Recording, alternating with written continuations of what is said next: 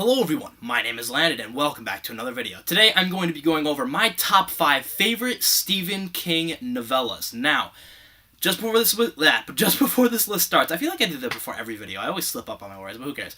Just for this video, I am not going to be counting The Girl Who Loved Tom Gordon. Even though it is a novella, it was published as a novel, so I am not going to be counting it on this list. We are only going to do straight novellas from novella collections or standalone novellas that were published as novellas, but like they wanted to get more money off of it, which the first one is. So yeah, let's get right into this. With the number 5 spot, we have Wendys Box. Now you see here, it says a novella. It was published as a novella, whilst this, right under here, I'm not sure if you see my finger or not, right there, it says it's a novel, so I'm leaving it out. But yeah, so Wendys Box was written by Stephen King and co-written by Richard Chizmar, and it's a Castle Rock story. We thought Castle Rock ended with Needful Things. No, Castle Rock is still going strong with Wendys Box. Wendys Box is about a man, it's about a girl who meets a man in a park, I believe it is, and the man is there. He's in like a black suit with a black hat on, and hence the little hat on the cover. And the man gives the girl a box. Her name is Wendy. He gives the girl a box, and he's like, okay, this box, this is the quote on the back. Take care of the box. It gives gifts, but they are small. Recompense for the responsibility.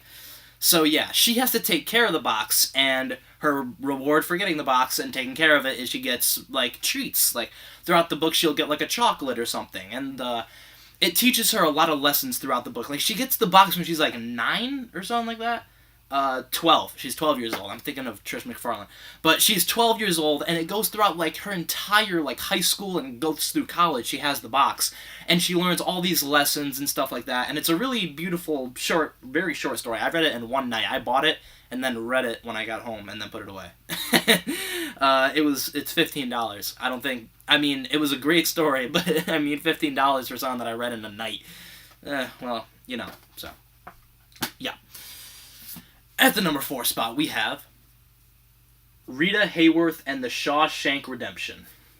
If you guys haven't heard of the movie Shawshank Redemption, then what are you doing? It's generally considered the greatest, one of the greatest movies of all time, and to me, yes, it is one of. It's incredible, and the source material is almost spot on. Like, the entire novella is basically the script that Morgan Freeman had to read, like in the movie. That's basically what the book is. The book is told from Morgan Freeman's perspective, or not Morgan Freeman, but the character that he played. I completely forgot what his name was, but Andy Dufresne, his friend, who was Morgan Freeman, it's from his perspective, and like the ending of the movie, beginning of the movie, and stuff like that. And the lines start out the same, like, I'm the guy who can get you stuff. That's, like, how the book starts out, and that's how, like, the movie, when they get to the prison, starts out. And it's basically about a man named Andy Dufresne who was wrongly convicted of a murder. He gets sent to Shawshank, and it's his attempt to get out. And he goes through all this stuff with Morgan Freeman. He sparks up this relationship with him, and it's a beautiful story, beautiful movie, amazing movie. It'll make you cry if you're a crybaby, but, yeah. Rita Hayworth and the Shawshank Redemption. At the number 3 spot, we have The Mist from Skeleton Crew. The Mist was adapted into one of my favorite Stephen King movies of all time, with the same name, The Mist, starring my favorite actor of all time, Thomas Jane. That's one of the reasons why I love the movie so much. Whenever Stephen King and Thomas Jane come together for a movie, it's almost always good, Dreamcatcher aside. Every other Thomas Jane movie that Stephen King wrote is great. And The Mist is about a small Maine town, obviously, and while it was a tornado. A tornado was, my lighting is weird. I have to fix that later. But, so a tornado or a storm of some sorts sweeps over the town at night, and the next morning, people notice a mist out on the lake. And when Thomas Jane's character, I don't want to look, what's his name? I can't remember his name. I'm sorry. I really want to know his name. I don't just want to say Thomas Jane the entire time. Crap. I can't remember his name. Billy is his son's name. What's his name? Crap. I have to go toward the beginning, don't I?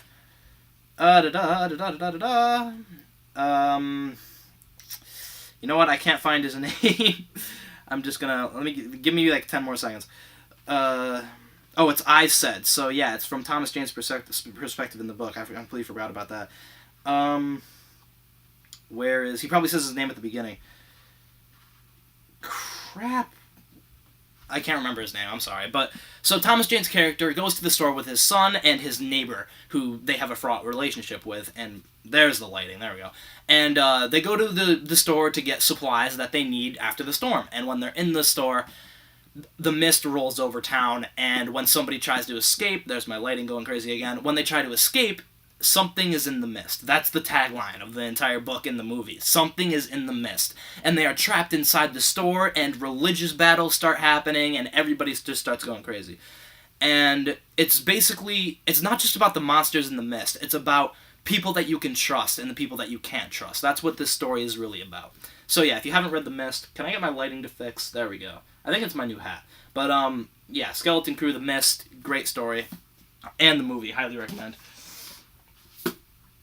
At the number 2 spot, we have 1922 from Full Dark No Stars. Here we go again. Thomas Jane starred in the movie adaptation of this, and the book was incredible. It was one of my favorite novellas before I even saw the movie that Thomas Jane was in.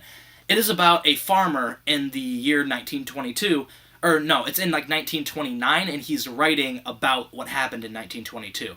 And his name is something I can't remember. Why can't I remember his name? Give me 10 more seconds. I hate doing this. But, you know what? No, I'm just... Oh, yeah, Wilfred James. It was in the beginning this time. Wilfred James, his son, and his wife, who live on the farm that his wife's father owned, I believe. And when they are deciding on getting a divorce or not, they're deciding who gets the son. Who gets the son. I think he's 15 years old.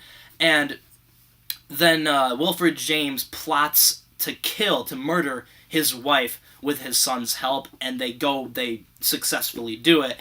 And that's not a spoiler, it's just like what happens. He successfully does it, and then he starts having a mental breakdown. Everything goes wrong. Everything that could go wrong on a farm goes wrong. His son starts distrusting him, and it's a terrific story about just somebody diving in nose first into insanity. And Thomas Jane in the movie was incredible. He played Wilfred James so well. And yeah, 1922 from Full Dark No Stars. At the number 1 spot, we have The Langille Ears from 4 Past Midnight. The Langille Ears is the first short story, or novella, in 4 Past Midnight. And it's longer than this version of The Girl Who Loved Tom Gordon. This version of The Girl Who Loved Tom Gordon is 300 pages almost exactly. The version of The Langille Ears in here is like 318 pages. This is 20 pages longer than this. So, I don't know why he decided to publish The Girl Who Loved Tom Gordon as it, but I'm glad he did. But, The Langille Ears is about a red-eye flight from Los Angeles to Boston. And the captain goes to sleep, like, you know, captains just drift off as they autopilot their way there. And he wakes up and he investigates the plane, or like people wake up and he investigates the plane, and almost everybody on the plane is gone, except for a small group of like 10 people or 9 people. And then they realize when they land in a desolate Maine airport, Bangor, of course Bangor, they land in Bangor and nobody is there, and they realize that something is wrong. They have traveled back in time and they need to figure out a way to get back before something catches up to them. And it's a great story, once again, about mistrust between a crew of the only people that you have around. And it's about a hidden force that you don't know, like, what's coming, and you have to get away from it.